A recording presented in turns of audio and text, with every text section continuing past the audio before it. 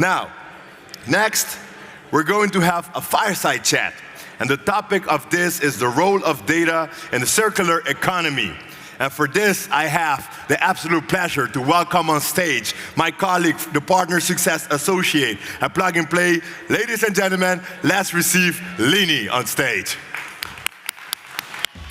High fives all around. There we go. Thank you so much, Gillard. What a welcome.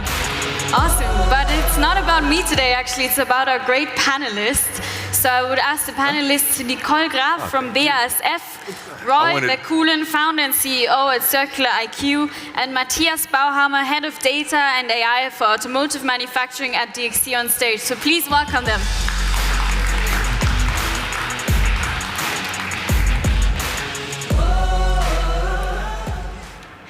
All right, thank you so much for being here today. This topic, I think I don't need to tell anyone how relevant it is in today's times. And if you were here just now, you saw the presentation of the pilot project between DXC and Circular IQ, which was about DXC's Max platform, a material data platform, added onto with Circular IQ's CTI framework to add the circularity data to materials before even the product is produced.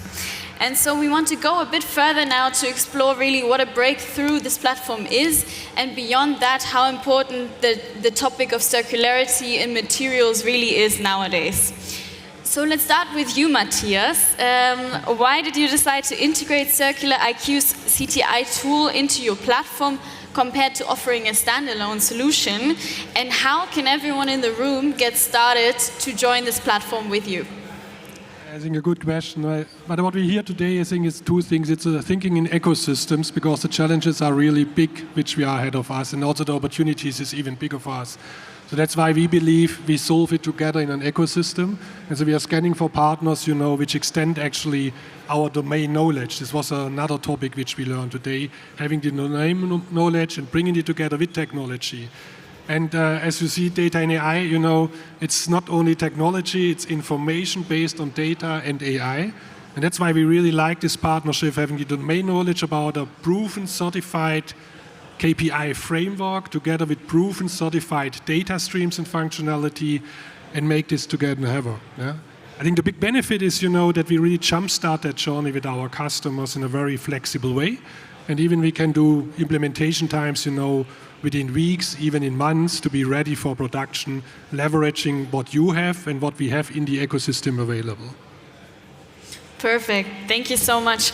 And Roy, based on what Matthias said, and also based on your view at Circular IQ, why is your framework really the missing piece in this puzzle to make it work for the whole community? And what are your unique benefits that you are bringing in with this? Yeah, so when you look at the circular economy, the materials, they really play a key role, because it's the mining, the processing, the in-use phase and the end-of-use phase that all generate environmental impacts, whether it's resource depletion, waste, pollution, or global warming. All of these really boil down to materials. And the more accurate information you have about material composition, the better are you able to improve your environmental impact. And that is really important. And once you recognize that, then of course you want to keep track of that information in line with globally accepted standards. So this is where the CTI framework from the World Business Council for Sustainable Development comes in. And that's also why we are aligned with ISO 59020, which just came out, and ESRS E5. And that enables our customers to align their voluntary reporting with their mandatory disclosure requirements. And we can help them with reference data where they have data gaps, and then help them to enrich and improve data quality. That's great. And you mentioned how important knowing about circularity in materials is. And Nicole at BASF, you are hands-on with the materials. That's what you do day to day. So I'm wondering, now that you've heard from DXC and also Circular IQ, how do you leverage digital solutions to enable circularity at BASF? Yes, sure. So, of course, analyzing and reporting is super important so that we can measure, we can compare, but also we work on a number of solutions to, of course, improve the numbers which enter the systems, like yours.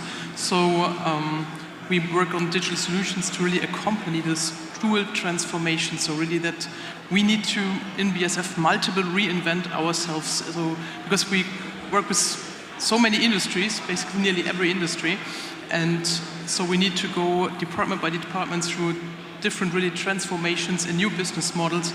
And all these business models are only possible with new digital solutions. So we work, for example, on track and trace solutions. We work on enabling new business models. This can be, instead of selling a chemical, renting it out or being paid by performance.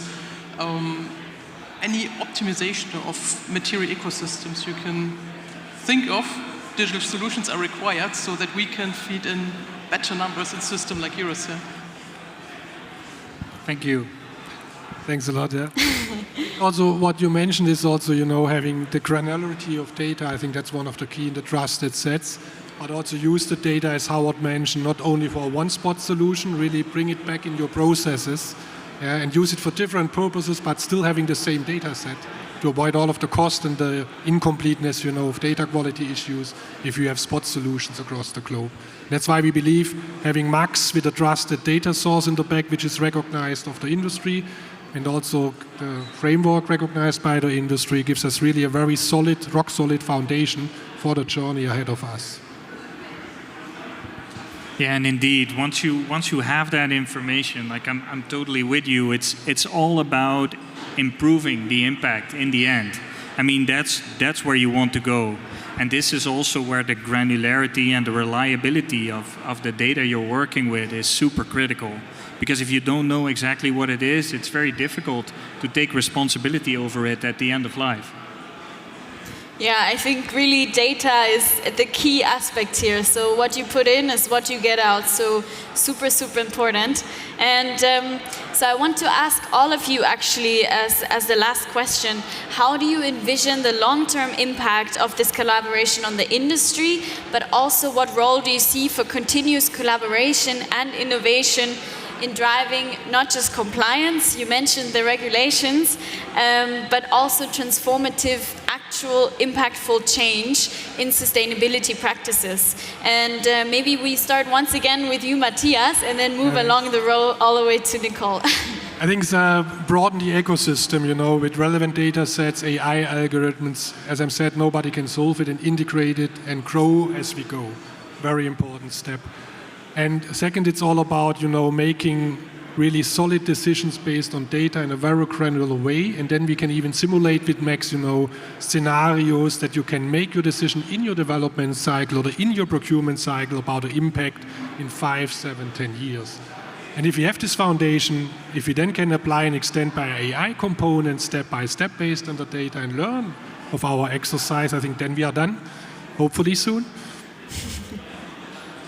Yeah, in my view, it's always important to know exactly what you are talking about. So in sustainability, there are a lot of different frameworks and standards, and we talk about the circular economy, but everyone means something different. We're very happy to be partnering with DXC and be able to leverage the IMDS the IMDS infrastructure that is already there, because it is broadly accepted. And if we can layer on top of that our software solution that is aligned with the globally accepted standards for the circular economy and reporting and disclosing performance on it, I think we have a very powerful foundation for the business to really come up with compelling improvement roadmaps. Thank you. And Nicole, please. Yeah, so basically collaboration is in the core of circular economy. So it is technical collaboration, like with technical partners, but also with industry partners. Nobody can become circular alone. You can only do this with your ecosystem partners. So easy to answer question, of course. Yeah, perfect. Thank you so much. And even though those were actually really nice closing words already, I see on the clock that we have just under 2 minutes left. So we will use this time, of course. So I have one more question actually for all of you. how do you envision the perfect future in, let's say, 10 years from now? What would be your ideal scenario? I know it's a big question out of the blue, so whoever can think of it first can go. Roy, please. I can give it a nice philosophical touch. So in my view, what is very often missing in sustainability and the circular economy dialogue is the regeneration and the distributing resources in a more equitable manner. I think that would really be my hope for the future, that we can contribute to that, because it's not just about this generation right here, but we also need to make sure that the resources we rely on so heavily are also available for future generations to deploy. Maybe from a tooling perspective, I think it's more an agent-driven approach in 10 years. You know, that BASF thinks about the next generation of products for the automotive industry, and an expert system, we call it in the past, you know, gives you proposals, you know, based on the learnings and experience out of the ecosystem, even for different kind of regions, you know, considering all of the legislations in a much more efficient way, and making this more green, you know, overall, based on the learnings which we had in the systems.